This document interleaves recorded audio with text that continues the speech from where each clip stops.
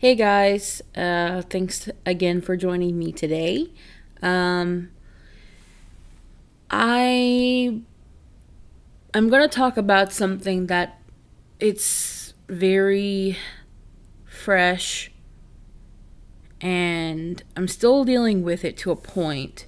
I feel a lot better about it, but it's something that I didn't think could happen to me at this stage in my journey or recovery or whatever. I know I sound like an addict. That's kind of strange, but in a lot of ways, I've heard that being a survivor of narcissistic abuse is a lot like being an addict because, especially if you've been in a romantic relationship with a narcissist, because the law, bleh, sorry, because of the love bombing and the intermittent reward that you get being in that kind of relationship.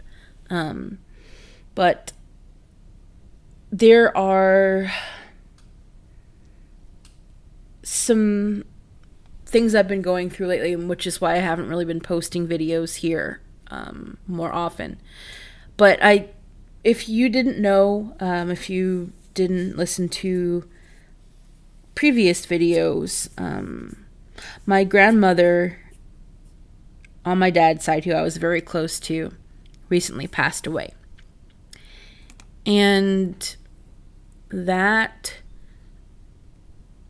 I was ready for because she was nearly 90. She would have been 90 if she had survived a couple more days. But, and I'm only laughing because my grandma's extra like that. But she had been in a coma for like 20 days. I didn't know that until later. And that was surprising to me, even though she was in hospice and she wasn't doing well. There was just some things that I was kind of not aware of because I wasn't in contact with really too many people that were involved in her last few days. So what I wanted to talk about today was, I guess, the gaslighting, if I can even call it that. I don't really know what to call it, by family members, the triangulation, so many things. And I guess the main thing is that I was surprised at myself and how I was able to feel crazy, for lack of a better word, over everyone's, I guess, stupidity. And I don't want to call it that, but everyone's lack of knowing the real, true self of my father. I kind of got triggered by some photos on Facebook. Up until recently, I had a lot of that side of the thing. Well, I'll just say that my family, because my other side of the family I don't speak to either for other reasons. But, well, similar reasons. But I still had a lot of that part of my family on Facebook and social media because I kind of wanted to know what was going on with my grandma, and I know that, that was the only way I'd know what was going on. So at her funeral, there were lots of pictures that people had taken of family members together, and one of them was a cousin of mine, which I don't even think I've actually met her in real life. It's like a distant cousin, and she was posing with my mom and dad. And my father, he was just like in a brand new suit, you could tell. It was all black, black shirt, black tie. I don't even know if he was wearing a tie. Black suit coat, black pants. So it looked like he was in the damn mafia. And it's like, I understand you wear black at a funeral, great, but there he was looking like Darth Vader, basically. And my mom looking like she's just about a couple months older than my dad, but she looks so old because she's just been through so much in her last 30 years of life. They're both in their early to middle 50s now. And my mom just looks like a shrimp, basically. She's just a hollowed out, just shrunken version of herself. And she just always looks so sad. Her face and her eyes just always look so sad when I see her or photos of her recently. Granted,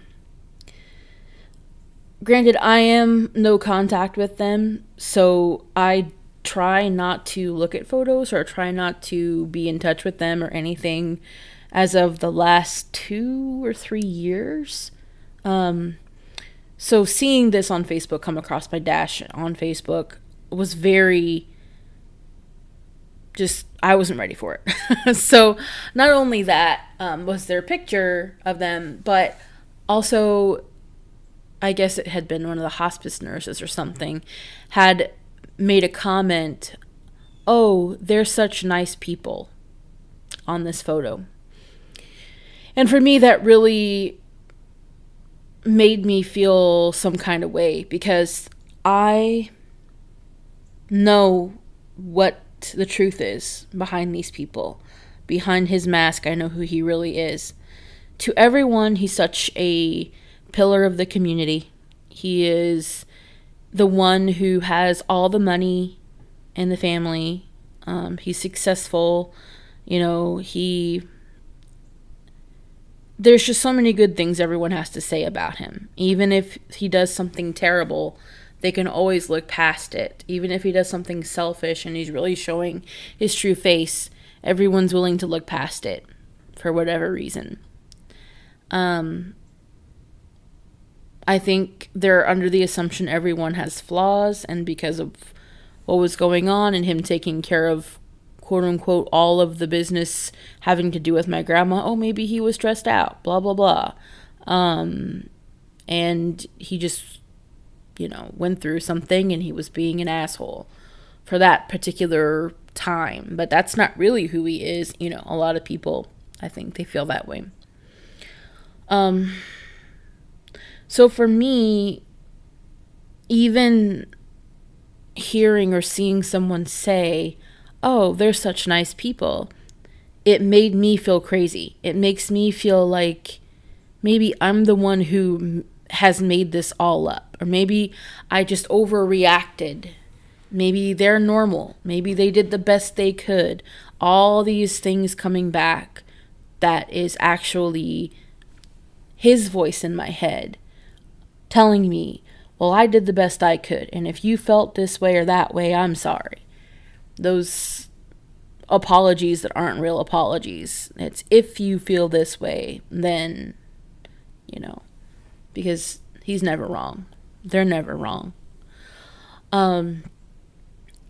Even though I know all the things that happened, all of the terrible things that have been said and done, you start to feel like, oh, well, maybe that wasn't the way that it happened, or, and it's just like, I know what happened, but still it's this nagging little just thing in the back of your head.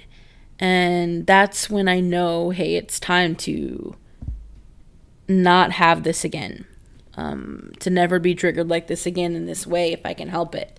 Of course, you can't always control what you stumble upon or what you see or what's going to trigger you, but I know that if I blocked this person or blocked this part of my family on Facebook, I wouldn't have this problem. And so that's what I did. I just blocked every cousin, aunt, uncle, and otherwise. And now, as far as I'm concerned, I'm no contact. It's not just because of what happened with the photo. I've been thinking about this for a while. And there's a lot of negativity within that side of the family.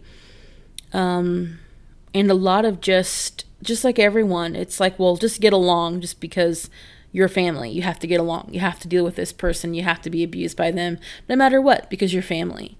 And I don't want to be subscribed to that in any way, shape, or form ever again. I feel like if you're in any relationship, if you're not friends with that person, if you wouldn't otherwise have them in your life, then act accordingly. And I would not be friends with most of those people in that side of my family, or either side of my family, and would have no reason to have anything to do with them other than they're my family. So I can make a new family. And I'm not just talking about reproduction. I'm talking about friends and people that I choose to have around me in my life. And I've kind of come to that point where I feel like I'm ready for that. And when I made that decision to kind of block everyone out of my family on Facebook, which, by the way, that's pretty much the only like social media that I use that I had them all on. So for me, that's the way I communicated, was through Messenger. Even the phone app, I didn't give them, a lot of them, my phone number, my actual phone number. So I, in a way, me blocking them on there is just completely blocking them out of my life. When I did that, I felt like this initial nauseous, icky feeling of, oh no, now I'm never going to have a family. I'm losing my family. I have nobody, But then I kind of realized the reality of it is that they really weren't my family. They didn't really care about me. If they cared about me, they wouldn't want me to be put into those crappy situations. They wouldn't want me to just forgive the abuse and just try to move on, with them in my life. People who care about you don't want you to be in shitty situations. So,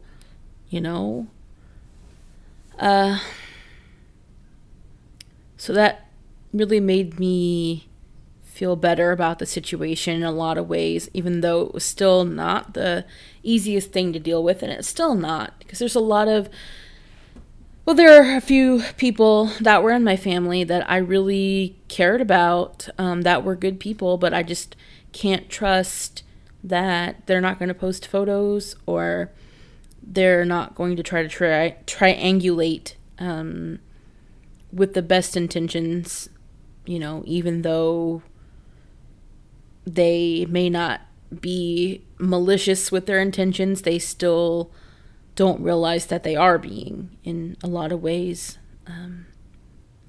And when someone in the family dies, of course I'm going to hear about that, and I just would rather not.